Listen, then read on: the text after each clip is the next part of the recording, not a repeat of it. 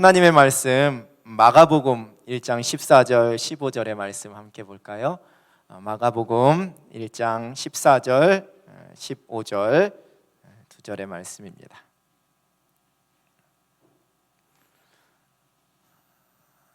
마가복음 1장 14절 15절 두 절 말씀을 우리 저와 여러분이 한 목소리로, 두 절이니까 한 목소리로 봉독하겠습니다. 요한이 잡힌 후 예수께서 갈릴리에 오셔서 하나님의 복음을 전파하여 이르시되 때가 찼고 하나님의 나라가 가까이 왔으니 회개하고 복음을 믿으라 하시더라. 아멘. 오늘 위대한 복음 세 번째 마가복음 하나님의 아들 예수 그리스도에 대해서 계속 이야기, 마가복음 말씀 가지고 함께 나누려고 합니다. 지난주에 공생애를 준비하는 그 과정 속에서 또 세례 요한의 모습까지 지지난주에 함께 살펴봤고, 오늘은 예수님께서 공생애를 시작하시는 그러한 모습을 함께 나눠보려고 합니다.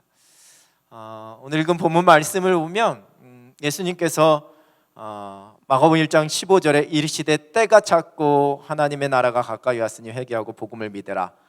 때가 찼고 이렇게 시작합니다. 때. 이 성경에서 이 때라는 말이 참 중요한데, 제가 헬라어로 이 두 가지의 헬라어로 때를 의미하는 두 가지의 단어를 그 교환에다가 적어드렸습니다. 하나는 크로노스라는 단어이고요, 하나는 카이로스라는 단어입니다. 이 두 가지가 둘 다 헬라어인데 둘 다 때를 의미합니다. 때. 앞에 있는 크로노스는 그냥 일반적인 시간입니다. 물리적인 시간. 우리가 말하는 몇 시, 언제, 내일, 어제 이렇게 말하는, 그냥 소위 말하는 1월, 오늘이 19일인가요? 19일 오후 2월 19일 오후 1시 50분, 지금 이 시간을 얘기하는 걸 크로노스라고 이야기합니다. 카이로스라는 건 똑같이 때인데, 이거는 일반적인 물리적인 시간이 아니라 어떠한 의미를 부여한 특별한 의미가 있는 특별한 때를 말할 때는 이 카이로스라는 헬라어 단어를 사용합니다. 그러니까 일반적인 물리적인 시간이 아닌 어느 특정한 의미가 있는 그러한 시간이나 때를 말할 때, 모든 사람들에게 2월 19일 주일 오후 1시 30분은 전 세계에 있는 모든 사람들에게 다 주어져 있는 시간입니다. 이거는 크로노스입니다. 그런데 2월 19일 주일 오후 1시 30분 서울특별시 동작구 상도로 38길 24 남현교회 대배실에 앉아있는 여러분들에게는 특별한 시간이 되는 겁니다. 하나님의 은혜를 받기 위해 이곳에 모여있는, 그러니까 이거는 우리에게는 크로노스가 아니라 카이로스라는 때가 되는 겁니다. 이렇게 이해하시면 됩니다. 9월 25일 여러분에게는 그냥 1년에 지나가는 모든 그냥 시간의 하나, 365일 중에 하나뿐이지만 저에게는 특별한 때입니다. 제 생일이니까. 그러니까 이거는 저에게는 카이로스지만 여러분들에게는 그냥 크로노스가 되는 겁니다.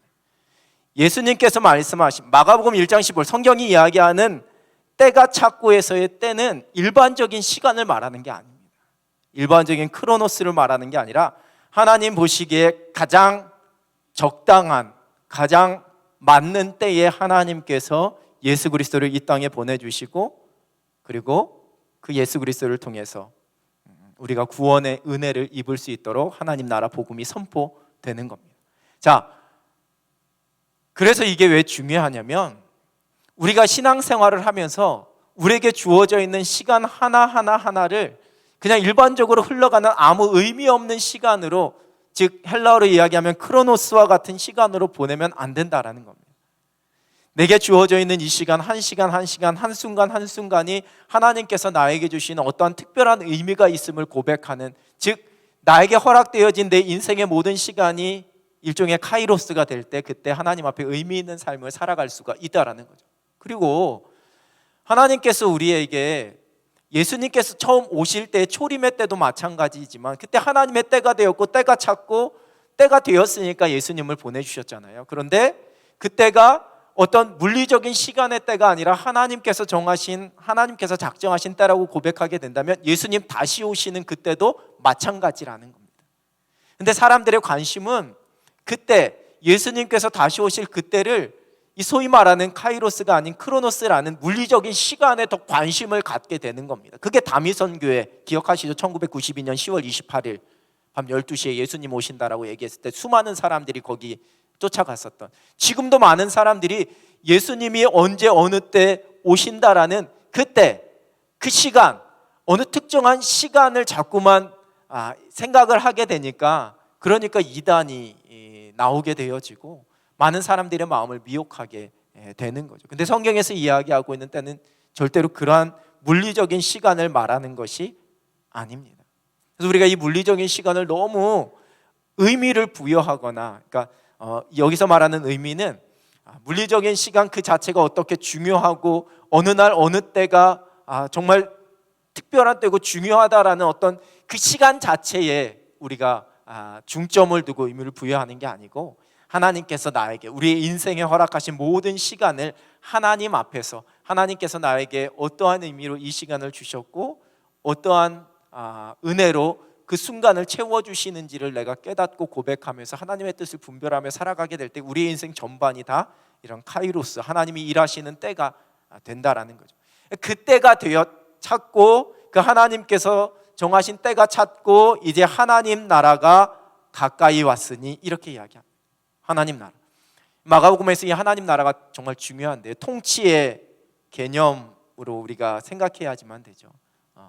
우리가 나중에 죽어서 가는 것도 하나님 나라입니다. 죽어서 가는 것도. 어느 분이 제가 그 설교하면서 이 하나님 나라를 주일 설교 때 제가 몇 번 이야기한 적이 있는데, 그때 말하면서 우리가 자꾸만 죽어서 가는 하나님의 나라만 생각하게 된다.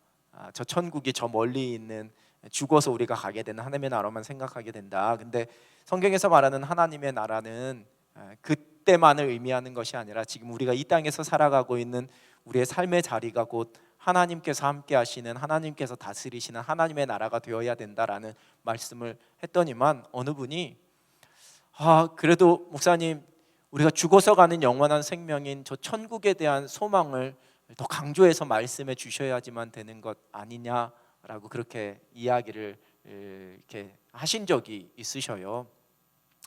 일단은 하나님의 나라는 하나님 다스리시는 나라인데, 성경에서 이야기하는, 우리가 이야기하는 천국, 우리의 육신의 호흡이 끊어지는 날 우리가 가게 되는 그곳은 온전히 하나님이 다스리시는 나라예요. 그게 기본적인 하나님 나라의 개념이에요. 그게 바로 하나님 나라고 천국이고 우리에게 주어져 있는 약속이에요. 그건 우리 가운데 처음 내가 예수 그리스도를 구주라 영접하고 고백하게 될 때 하나님께서 우리에게 주시는 약속으로 우리가 아멘하고 받는 거예요. 그게 믿음으로, 그 믿음으로 우리가 살아가요. 그런데 그 하나님 나라만 바라보게 되어지면 이 땅에서의 우리의 삶은 아무것도 아닌 게 된다라는 거죠. 이 땅에서의 우리의 삶은 저 하나님 나라 가기 위해서 그냥 어쩔 수 없이 걸어가는 삶의 자리가 된다라는 거예요. 그러면 이 땅에서는 우리가 초라해지고 이 땅에서는 무조건 십자가만, 골고다 십자가만 올라가는 그러한 마음으로 그렇게 고생하면서 그렇게 살아가야지만 되는가? 성경은 그리 말씀하시지 않는다라는 거예요. 하나님의 나라가 이미 우리 속에, 하나님께서 우리의 삶의 주인이 되어주시고 우리의 삶을 다스리신다라고 고백하게 될 때 하나님의 나라가 이미 우리 가운데 임했다라고 하나님께서 말씀하시는 것은 우리가 이 땅에서 누려야지만 되는 하나님의 나라가 있다라는 거죠. 저 높은 우주에 천국을 만들고 주 믿는 자들 오라네. 저 높은 우주의 천국, 저 천국과 하나님 나라는 저 높은 우주에만 있고 내가 죽어서만 갈 수 있는 곳이다? 반은 맞고 반은 틀리다라는 거예요. 그곳에도 하나님의 나라가 있고 우리가 그곳에 하나님의 나라를 소망하면서 살아가지만 우리가 이 땅에서 이루어질 하나님의 나라를 꿈꾸면서 또 기대하면서 또 그것을 이루어가면서 살아가야지만 된다라는 거죠.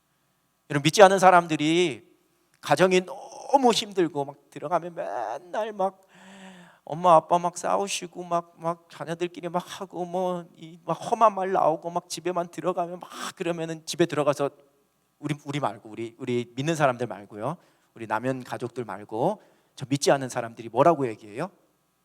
에휴, 뭐라고요? 가정이 아니라 뭐라고? 지옥이라고. 들어보셨죠? 에휴, 가정이 아니라 지옥이야, 지옥. 여기 회사가 아니라 지옥이야 이러잖아요. 그 사람들이 하나님 나라 개념을 더 잘 알고 있는 사람들이에요. 에? 가정이 아니라 지옥이다. 거기에는 배려도 없고 질서도 없고 사랑도 없고 서로를 위하는 마음도 없으니까 가정이 아니라 뭐라고 불러요? 지옥이라는 거예요.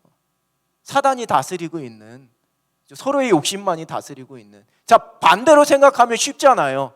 반대로 가정에 갔더니만 뭐 남편이, 아내가 막 서로를 위해 기도해주고 위해주고 막 사랑이 넘쳐나고 화목함이 넘쳐나고, 그럼 우리가 반대로 뭐라고 얘기하시면 돼요? 가정이 천국이네. 그러면 가정이 뭐라는 얘기예요? 하나님의 나라라는 거예요. 그러니까 이 개념이, 이 쉬운 개념이 우리 가운데, 우리의 마음속에 잊혀지면 안 된다는 거예요. 그게 우리의 삶 속에 세워져 가야지만 되는 하나님의 나라라는 거예요. 우리의 가정이 하나님이 다스리게 될 때, 그죠? 우리의 섬기는 직장이, 내가 땀 흘려 수고하여 일하는 곳에 하나님의 창조의 질서가 이루어지게 되어지고 하나님의 다스리심이 고백되어질 때 그곳이 곧 하나님의 나라가 된다라는 거예요. 내가 이웃집과 윗집과 아랫집과, 그죠? 뭐 층간소음 뭐 이런 것도 많이 나오는데 늘 가기만 하면 민감해요. 명절만 다가오면 오늘 이번엔 또 저 윗집 얼마나 시끄럽게 할까 막 그렇게 민감해요. 그러면 그게 내 마음을 힘들게 만들고 어렵게 만들잖아요. 그런데 그냥 너그럽게 이해하는 마음으로 그 이웃을 축복하고 윗집 아랫집을 축복하고 넓은 마음으로 다 이해하면서, 그럴 때 내 마음이 평안해지고 그 가족, 그 이웃들과의 관계가 좋아지게 돼요. 그러면 그 이웃들과의 관계 속에서 함께하는 그 살아가는 삶 속에서 하나님의 나라가 이루어지게 되는 거예요. 그죠? 우리가 교회 생활할 때도 마찬가지예요. 김 집사님, 뭐 김 권사님 또 왜 저래, 뭐 이게 아니고 김 집사님, 김 권사님 축복하면서 우리가 이제 40일 동안에 누군가를 위해서 같이 매일 기도할 텐데, 그렇게 기도하는 가운데 내가 기도하는 그 기도 대상자와 나와의 관계 속에서 내가 그를 축복하면서 기도하는 그날은 그 속에 뭐가 이루어지냐? 하나님의 나라가 이루어지는 거예요. 그게 우리가 이 땅에서 누릴 하나님 나라라는 거죠. 그러니까 누가복음 17장 20절 21절, 바리새인들이 하나님의 나라가 어느 때 임하나이까 묻거늘 예수께서 대답하여 이르시되 하나님의 나라는 볼 수 있게 임하는 것이 아니요 또 여기 있다 저기 있다고도 못하리니 하나님의 나라는 너희 안에 있느니라.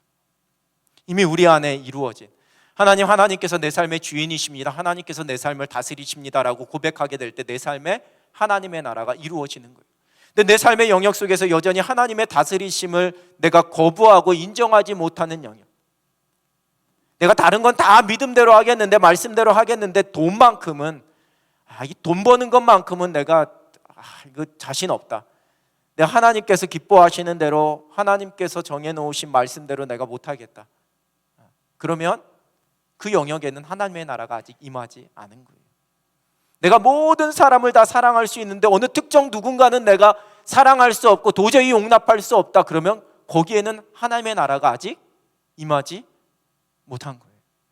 우리가 살아가는 우리의 세상 속에서 문화를 바라보고 교육계를 바라보고 경제를 바라보고 정치를 바라보게 될 때 우리가 늘 기도하잖아요. 하나님의 뜻대로, 하나님의 공의대로, 하나님의 질서대로 이루어지게 해달라고. 그것은 곧 그곳에 하나님의 나라가 임하게 해달라는 기도이거든요. 근데 여전히 사람의 욕심이, 속임수가 서로를, 더 힘 있는 사람이 힘없는 사람을 그냥 괴롭히는 이러한 풍조와 이러한 사상들이 다스리고 있는 그곳은 하나님의 나라가 임한 것이 아니잖아요. 거기에 하나님의 나라를 경험한 사람들이 가서 그것을 바꾸어 나가고 변화시켜 나가는 것, 그것이 하나님 나라를 이 땅에서 이루어가고 확장시켜 나가는 모습이라는 거예요. 그게 교회를 세우고 십자가 복음을 전하는 것으로 나타날 수도 있고, 여러분들이 주어진 삶의 자리에서 여러분들이 땀 흘려 수고하며 일하면서 하나님 앞에서 정직하게 부끄럼 없이 일하는 그 모습을 통해서도 그곳 가운데 하나님의 나라가 이루어질 수가 있다라는 거죠.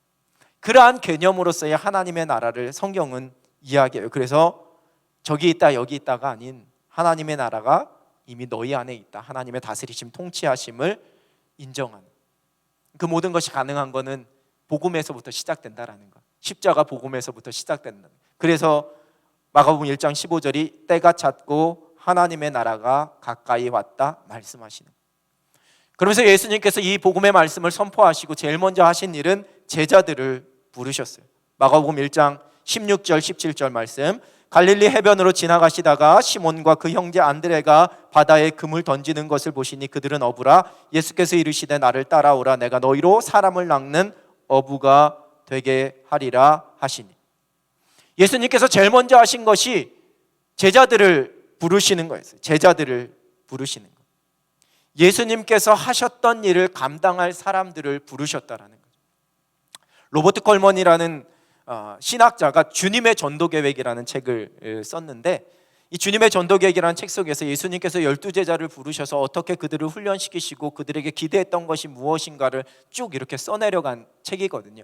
그 중에 한 챕터가 위임이라는 거예요.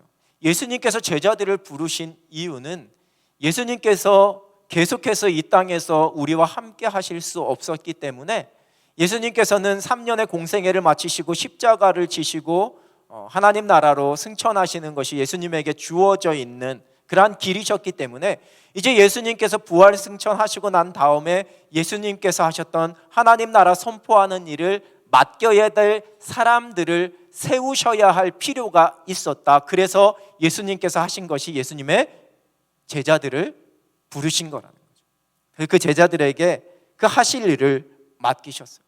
그래서 예수님은 공생의 기간 동안에 그 제자들을 특별히 훈련시키셔서 그들을 통해서 앞으로 계속해서 이 복음의 사역을 감당할 수 있게끔 그들을 통해 이루어지게 될 하나님 나라의 일을 바라보셨다라는 거죠. 그래서 그걸 동심원의 원리라고 이야기를 해요. 동심원 아시죠? 이렇게 호수에 물이 하나 딱 돌이 하나 떨어지게 되면 이게 점점 원이 커지잖아요. 처음엔 작았던 게 점점. 그래서 잔잔한 호수의 가운데 돌이나 뭐 하나가 딱 떨어지게 되면 그 물결이 점점 퍼져갖고 온 호수를 이렇게 다 출렁이게 만드는, 한 사람을 통해서 그 사람의 영향력을 통해서 온 세상 가운데 퍼져나갈 하나님의 복음, 교회를 바라보셨다라는 거죠. 이게 처음에 부르셨던 12명의 제자를 통해 지금 제가 다시 얘기할까요? 서울특별시 동작구 상도로 38길 24에 세워진 남현교회까지 오게 되었다라는 거예요. 우리가 성경에서만 베드로, 그래 베드로라는 분이 있었지, 베드로라는 사람이 있었지, 예수님께서 베드로를 부르셨지, 뭐 우리 교회하고는 별로 상관없는 일이잖아, 아니라는 거예요. 거슬러 올라가게 되면 지금 우리가 나누고 있는 사도행전의 초대교회의 모든 역사, 복음이 안디옥까지 이방까지 퍼졌네, 그랬나 보다, 이게 아니라 그렇게 퍼졌기 때문에 그 복음이 퍼져서 어디까지 또 할까요? 서울특별시 남현교회까지 이르게 되었다라는 거예요. 예수님께서는 12명의 제자를 부르시면서 이걸 기대하고 꿈꾸셨다라는 거죠. 12명의 제자를 통해서 온 세계 열방 가운데 퍼져나가게 될 십자가의 복음, 세워질 하나님의 교회들을 바라보셨다라는 거죠. 그게 바로 제자들을 부르신 이유였어요.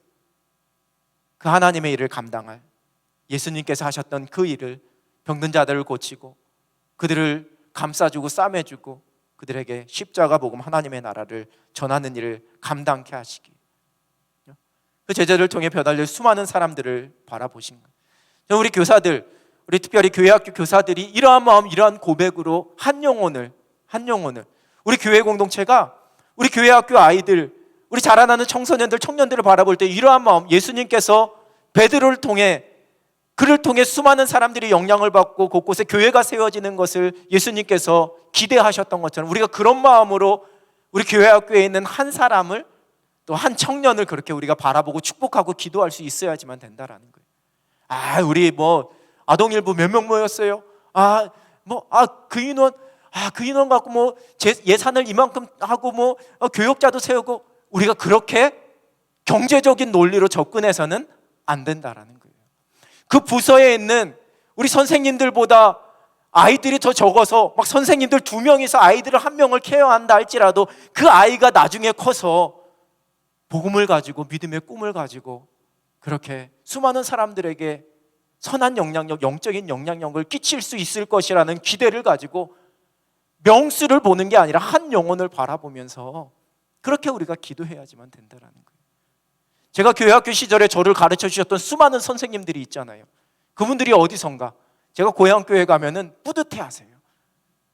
그때 내가 가르쳤던 근데 지금은 수많은 사람들 앞에서 이렇게 설교도 하고 말씀을 전하고 나중에 하나님 나라 가면 사도 바울이 너희가 나의 기쁨의 면류관이다라고 이야기했던 이유가 바로 그거거든요. 우리가 그러한 마음으로 우리 교회 학교를 우리가 섬기는 거예요.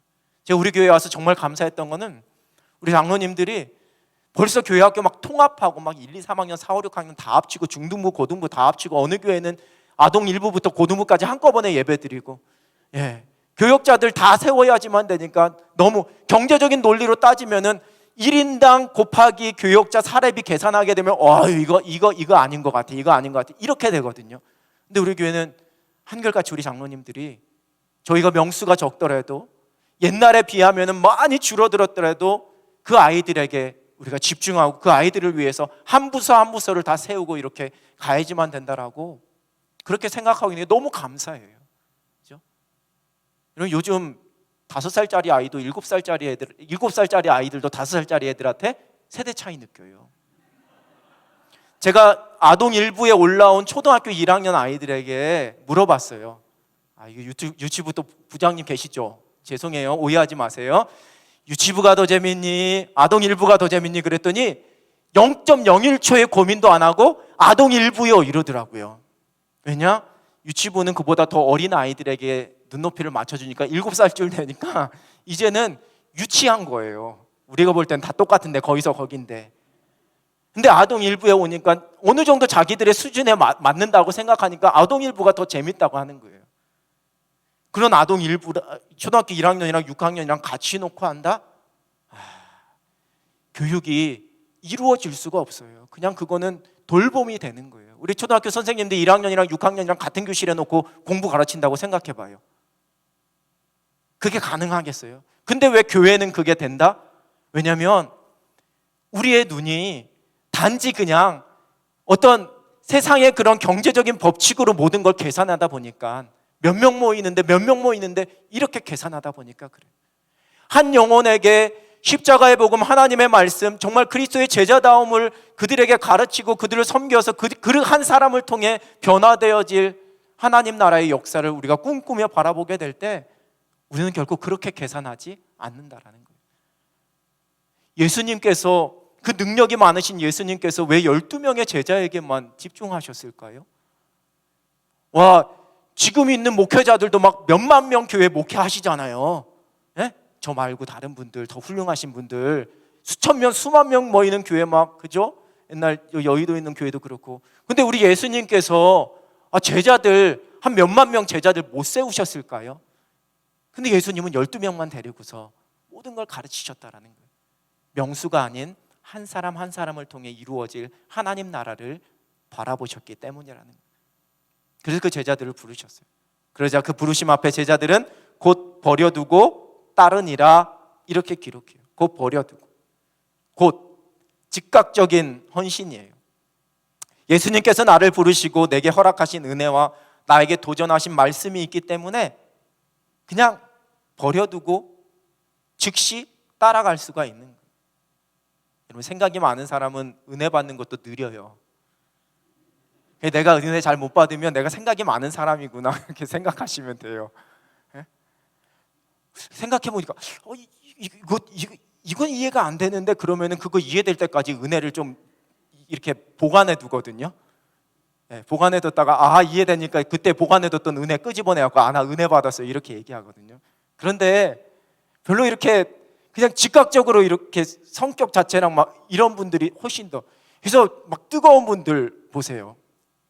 제가 언젠가 이 전도대만 있는 데 가서 무슨 이런 강의를 한 적이 있는데 제일 마음이 편해요. 전도대만 있는 곳에 가면 그분들은요 일단 몸부터 움직이는 분들이거든요. 생각이 없다는 게 아니고요. 일단 열정과 막 이 행동이 먼저 앞서시는 분들이 전도대는 주로.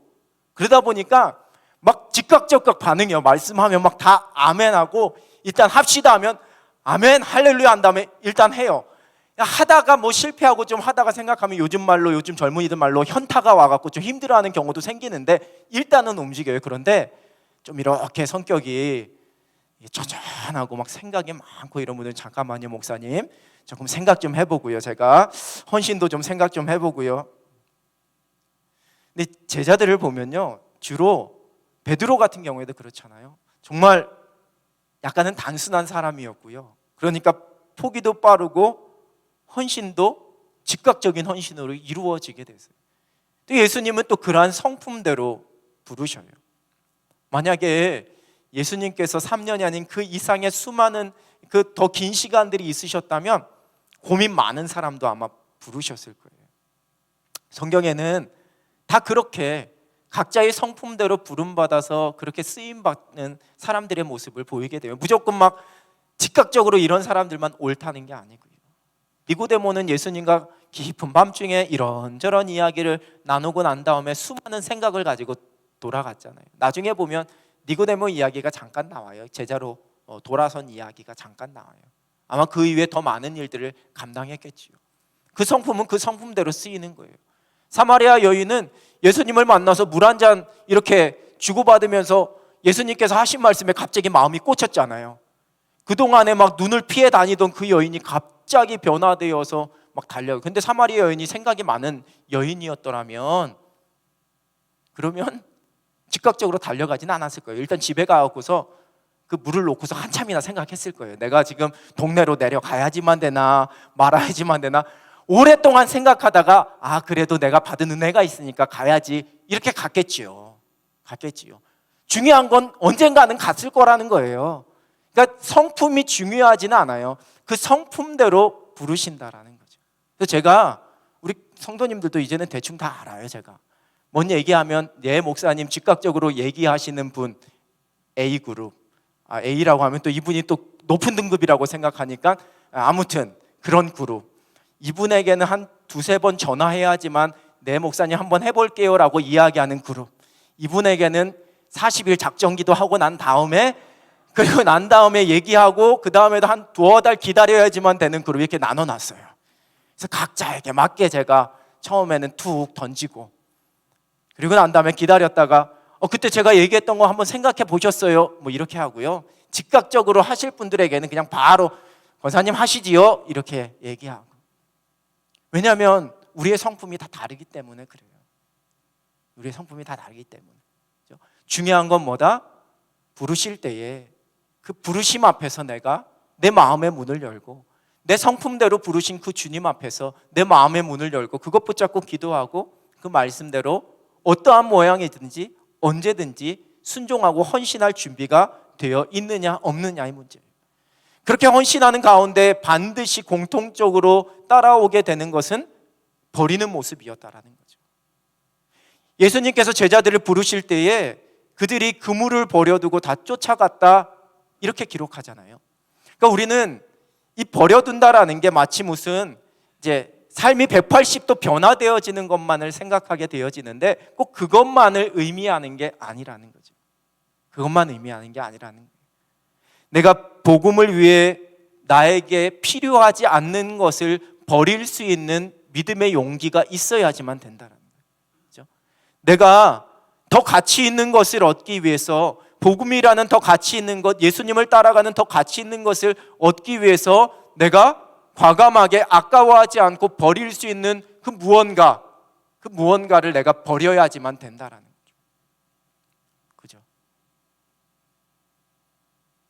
우리가 예배드리러 나올 때도 무언가는 내가 내려놓고 헌신해야지만 된다라는 거예요.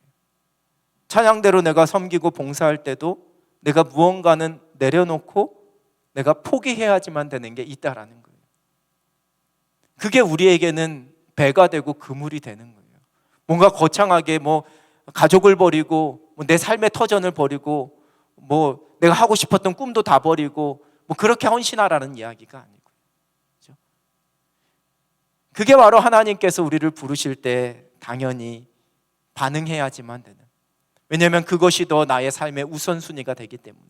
복음이 예수님을 따르는 것이, 예수님께 예배하는 것이, 하나님 앞에 나와서 우리의 신앙생활을 감당하는 것이 더 우선순위가 되기 때문에 내가 때로는 나의 피곤함도, 나의 육신의 지침도, 나의 시간도 과감하게 포기하고 내려놓을 수 있는 것, 그게 바로 예수님을 따라가는 사람들의 모습이라는 거예요. 먼 곳에서 교회 오시는 분들 보면 너무 귀해요. 너무 귀해요.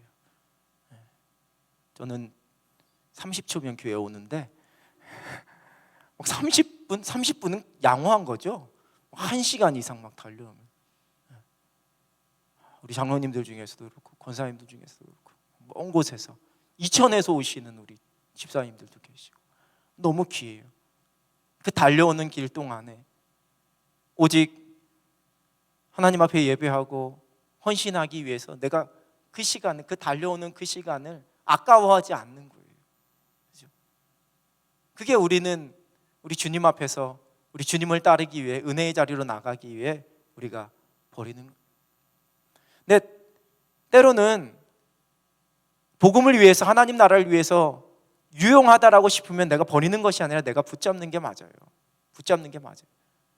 물질이, 내 사업이 십자가 복음 하나님 나라에 유용하면 내가 그것을 붙잡고 잘해야지만 돼요. 그것도 주님의 일이라는 거예요. 그러니까 만약에 생각해 보세요. 어부 중에서 누군가는 어부의 일을 하면서 복음을 전하고 주의 일을 감당할 사람도 있다라는 거예요.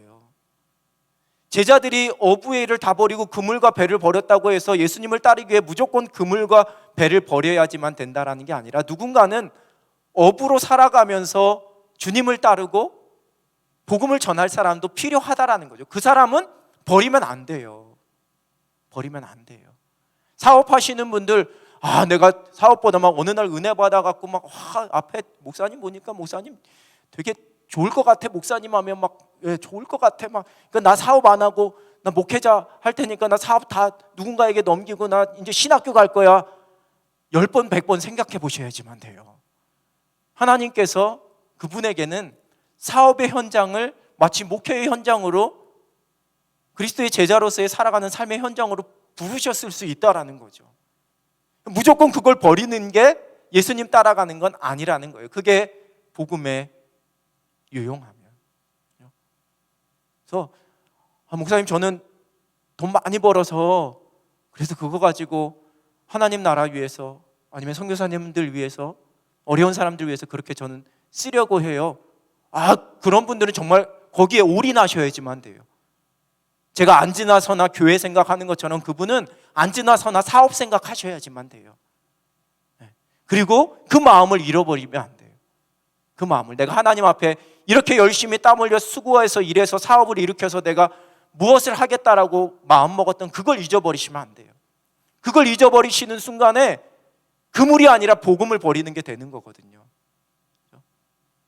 그런데 그걸 잊어버리지 않고 내가 그걸 붙잡고 거기에 열심으로 내가 땀 흘리는 건 주님을 위해서 내 욕심을 버리는 것이 되기 때문에 그 또한 아름다운 그리스도의 제자의 모습이라는 거죠. 제일 우선순위의 문제, 내가 나의 우선순위, 십자가 복음 하나님 나라를 위해서 내가 과감하게 포기하고 내려놓을 수 있는 것 내려놓으면서 그렇게 살아가야지만 된다라는 거죠. 그게 바로 제자라는 거예요. 제자. 그러한 의미로 제자를 부르셨어요. 자, 여러분에게 하나 질문할까요? 자, 이거 대답하셔야지만 돼요. 우리나라 사람들은 또 이렇게 많으니까 대답 안 해도 나 대답 안 한 거 모르시겠지만 저 다 알아요. 한눈에 다 보여요. 자, 이제 둘 중에 하나 손을 드실 준비를 하셔야지만 돼요. 둘 다 드셔도 괜찮아요. 자, 첫 번째, 나는 그리스도인이다. 나는 확신 중에 나는 그리스도인이다라고 고백할 수 있는 분 한번 손 들어 보실까요? 남 눈치 보지 마시고요. 나는 그리스도인이다라고. 자, 내리세요. 자, 2번 드셔도 괜찮아요. 확신 가운데 나는 예수님의 제자다라고 고백할 수 있는 분 손 들어 보실까요? 네, 됐어요. 3분의 1도 안 드셨어요. 2번째 질문에는. 나는 그리스도인이다라고 얘기할 때는 손을 다 드셨는데 나는 제자다라고 얘기하니까 3분의 1밖에 안 드셨어요. 뭐가 여러분의 손을 못 들게 만들었을까요? 나는 제자다라는 질문에는. 왜 나는 그리스도인이다에게는 손을 다 드는데 나는 제자다라는 질문에는 이 그리스도인이다 손 들으셨던 분들의 3분의 1밖에 들지 못하셨을까? 나는 제자훈련 초급반을 하지 않았기 때문에, 나는 제자훈련 수료식을 못했기 때문에. 다음 시간에 하려고요. 우리가 이 그리스도의 제자라고 이야기할 때 이제 제자를 부르셨다라고 얘기하는데, 이 제자에 대한 몇 가지의 오해도 있고, 이 제자, 예수님의 제자라고 할 때 이 제자가 무엇일까? 우리가 왜 그 스스로도 나는 그리스도인이라는 자신 있게 들 수 있는데, 내가 그리스도의 제자다라고 얘기할 때는 내가 손을 들지 못한 이유가 무엇일까? 그걸 한번 2주 동안에, 아니요, 생각 안 나실 것 같아요. 그냥 생각하지 마시고 그냥 평안하게 지내시다가 2주 후에 저랑 다시 한번 그 말씀 나누도록 하겠습니다. 한번 기도하겠습니다. 하나님 아버지, 우리 예수님께서 이 땅에 오셔서 예수님의 일을 감당할 제자들을 부르시고 그 제자들의 헌신을 통해 하나님 나라의 역사를 이루어 가신 것을 우리가 말씀을 통해 보게 됩니다. 하나님, 우리 속에도 우리 주님 그 생명의 복음 앞에서 과감하게 헌신하고 우리 주님을 위해, 하나님 나라를 위해, 그 우선순위를 위해 모든 것을 내려놓을 수 있는 믿음의 용기와 헌신을 허락하여 주시옵소서. 그래서 삶의 자리에서 우리 하나님께 영광 돌리고 하나님의 나라를 이루어가는 그런 행복한 삶을 살아가게 하여 주시옵소서. 하나님, 이번 한 주간 또 믿음 붙잡고 우리가 달려가려고 합니다. 우리의 삶의 구석구석 하나님께서 하늘의 은혜로 채워주셔서 하나님께서 인도하시는 그 은혜 속에서 평안함을 누리고 기쁨을 누리고 행복을 누릴 수 있는 복된 한 주간 되게 하여 주시옵소서. 우리의 자녀들을 축복하시고 우리의 가정에 축복하여 주시어서 우리의 삶의 모든 어려움과 기도의 제목들도 주님 앞에 맡겨드리며 믿음으로 주님만 바라보게 될 때에 하나님께서 우리의 가정에, 우리의 자녀들 가운데 멋지게 승리하게 하여 주시는 놀라운 형통함의 손길을 누리게 하여 주시옵소서. 교회 공동체가 이제 믿음의 행진을 시작하려고 합니다. 사순절 기간 동안에 우리 교회 공동체 가운데 서로를 위해 기도하며 서로를 축복하며 서로를 세워주며 서로를 돌아보는 아름다운 은혜의 고백, 풍성한 기도의 은혜가 넘쳐날 수 있는 시간들이 되게 하여 주시옵소서. 연약한 자들 긍휼히 여겨주시고 병상에서 주의 도우심을 구할 때에 고쳐주시고 일으켜주시고 위로하여 주시는 하늘의 손길 누리게 하여 주시옵소서. 이 땅 위에 온 열방 가운데 하늘의 평강과 하나님의 창조의 질서를 이루어 주시기를 소원하오며 예수 그리스도의 이름으로 기도드립니다. 아멘.